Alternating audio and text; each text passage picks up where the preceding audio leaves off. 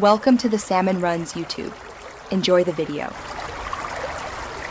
Start by preheating your oven to 350 degrees Fahrenheit. In this video, I will show you how to make an easy pumpkin cake. First, combine all your dry ingredients in a large bowl.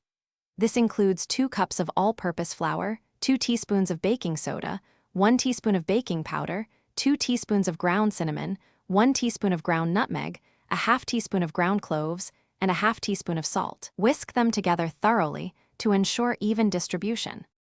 Now, let's prepare our wet ingredients.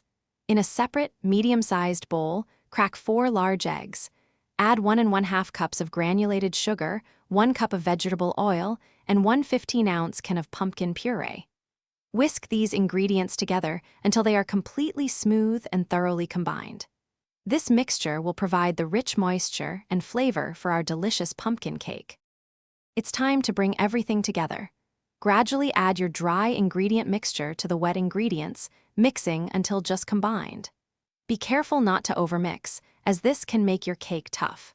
Pour the batter into a greased and floured 9 by 13-inch baking pan. Bake in your preheated oven for 25 to 30 minutes, or until a toothpick inserted into the center comes out clean. While your cake cools, let's make a delicious cream cheese frosting. In a bowl, beat 8 ounces of softened cream cheese with 1 stick of unsalted butter until smooth. Gradually add 4 cups of powdered sugar and 1 teaspoon of vanilla extract, beating until the frosting is light and fluffy.